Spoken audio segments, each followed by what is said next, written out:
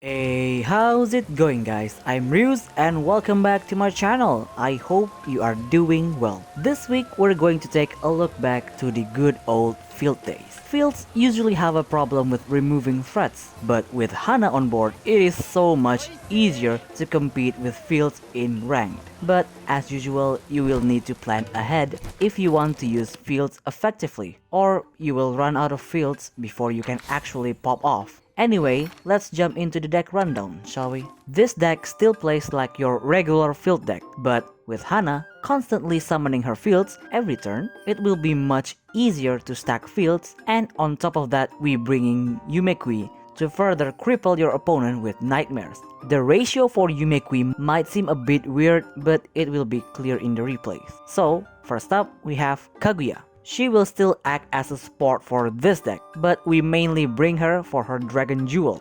It used to be for the Buddha Stone, but these days Dragon Jewel is much more useful. For her, we're bringing one each of her fields because we want to get fast on the 5 puzzles. So at the start of the duel, you want to shuffle all of her fields back to the deck so the fast puzzle will gain fast. But realistically, you will always draw one of her fields no matter what you do. So if you want to change the ratio, you can do it up to your taste. Then we have one Taketori Monogatari for late game tanking.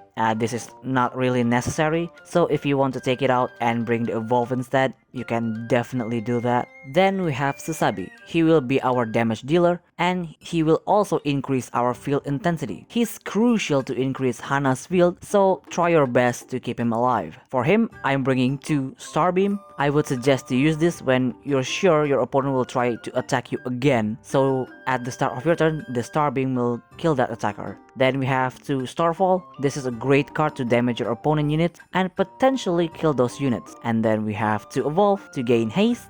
This ability is really useful because you can use all of your orbs setting up your fields and still be able to attack and increase your field intensity. Lastly, we have 2 Destiny Spiral. I think this is kind of questionable choice to bring to, so if you want to bring his SSR or his level 2 form, you can definitely bring those. Next Shikigami is Hana. She is the star of this deck and she is the power support of this deck. Along with Susabi, she will be the one that kills your opponent's Shikigami. And man, her cards are really good, but it needs setup. For her, I'm bringing 1 Wonders of Nature. I would only use this when you're about to use her projectile card. Otherwise, I would suggest to save it for later. Then we have 2 Hummingbird. A targeting removal and free draw is great for fields. Then we have to evolve to make it easier and faster to stack her fields. Then we have the main card of this deck, 2 Fragrance. This is pretty much your finisher because it is ridiculously powerful and can single-handedly wipe your opponent units while also healing you. And lastly, we have 1 Fragrant Flowers. This is for emergency blocker only,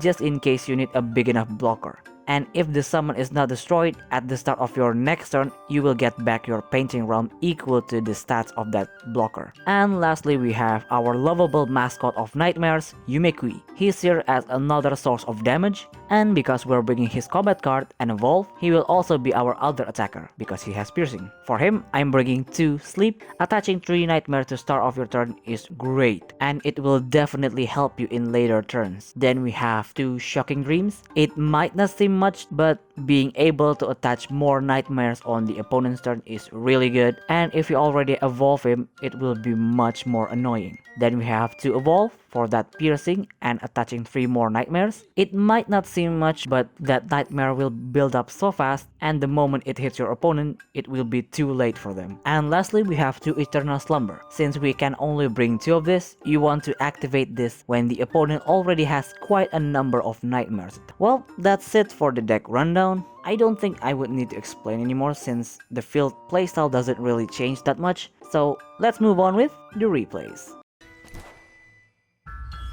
Our first matchup is against Kanko Aggro. I'm willing to bet you guys have seen a lot of this deck running around in ranked, and it is a really powerful and consistent deck. So for this match, I'll show you how you can effectively use your cards to overwhelm them. We get the first turn, which is always great. For this matchup, you want to level up Hana first, so you can use her cards faster. We activate Sleep and we pass. On their turn, they will attack with Hanya. They arrange their top deck, and they pass.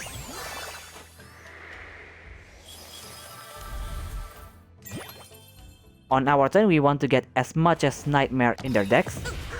So we activate Shocking Dream to kill Hana, then goes for direct attack to attach more Nightmares, and we pass. At the start of their turn, Kanko will fire off his projectile to Yumekui. They will definitely kill Yumekui with Karasutengu, no doubt about it. And I was right, but they will pass, so we're fine.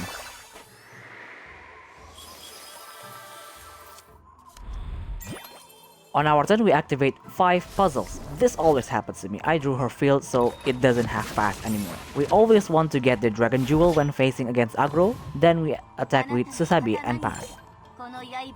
On their turn, they will activate Bamboo Missile on Susabi, that will kill him. Then they activate 2 of Yotohime's combat card, then goes for direct attack. Oof, that hurt quite a bit, but we can still recover, don't worry about it. On our turn, we activate Dragon Jewel, then attack with Hana. It might not seem much, but that Dragon Jewel is going to work hard for us. On their turn, they drew a Nightmare. Then they put a form on Kanko, then activate Bamboo Missile on Kaguya. After that, they attack with Karasutengu, so we will take that tiny one attack.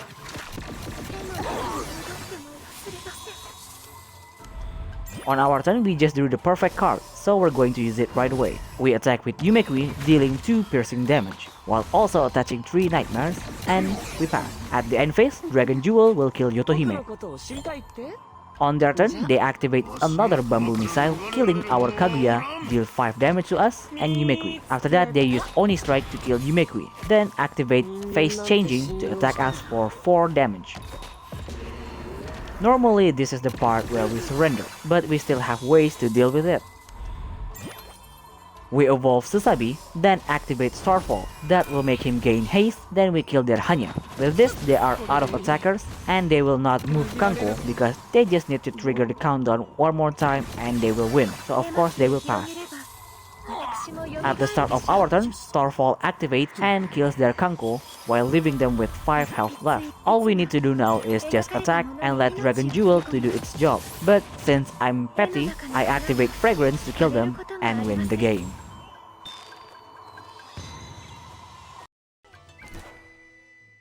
Our second battle is up against Yumekui Field. I showed you how you can win against Aggro, now I will show you how to use Hana the proper way.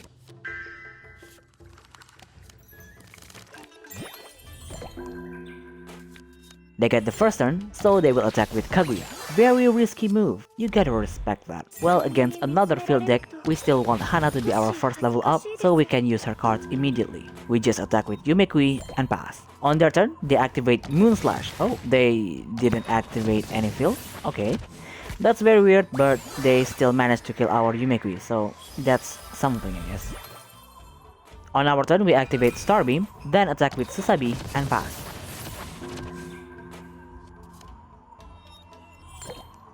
On their turn, they activate another Moon Slash, then attack with Susabi again. Really weird place, really weird place.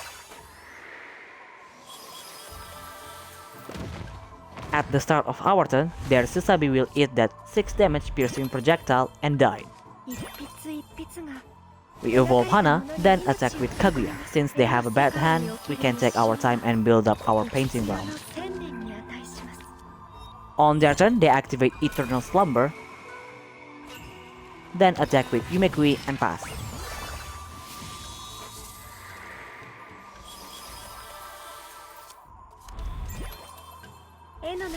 On our turn, we activate Fragrance, that will kill their Yumekui and Takeyashahime. After that, we attack with our own Yumekui to attach Nightmare to their deck and pass. Fragrance is borderline unfair if you set it up right. On their turn, they attack with Kaguya so that they don't get hit by Yumekui. Well, sadly for them, we have other plans waiting. We activate Eternal Slumber,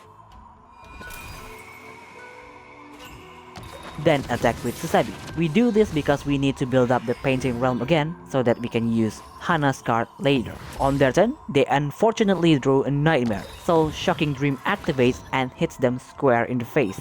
They activate Vast Sea and Starfall, but because we have 3 shields, their intensity will not increase and they will pass. On our turn, we activate Swallow's Cowrie Shell, then attack with Susabi. This is a risky move, but I need to do it. At the start of their turn, Starfall will only kill Yumekui. They are not having the best day, aren't they? They activate Sleep Talking, then attack with Yumekui to kill our Susabi and pass.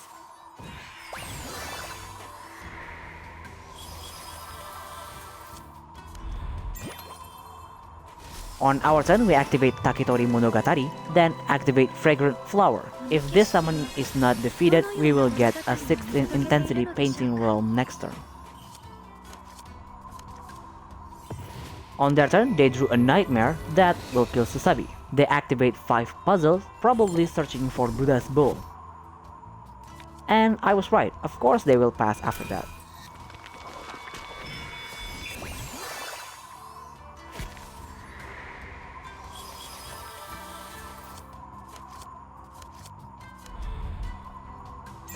On our turn, since we got so many orbs, we activate 5 puzzles to search our own Buddha bowl, then evolve Hana once more. After that, we just straight up destroy their bowl with Kaguya and pass.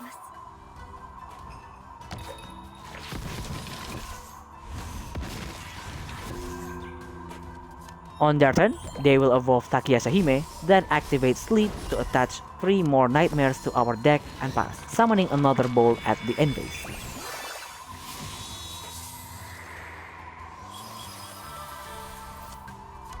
Smart move, but not smart enough.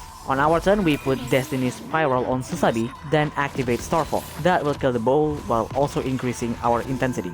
Then we pass. At the start of their turn, they drew another Nightmare. That will trigger our last Shocking Dream. At that point, the opponent will just surrender and probably rage quit. Well, that's all for today's video. I certainly hope you enjoyed it. With this, I think I almost covered all of the new Shikigami in Flowers in Slumber Box. Only Haku and Enma left. For Enma, I already have ideas on how to make it interesting, but for Haku, it will be tough trying to make him fun to use. Anyway, if you want to support the channel, I have Patreon and Ko-Fi links down below. And as usual, if you have any kind of feedback, leave it down in the comments, and see you next video. Bye!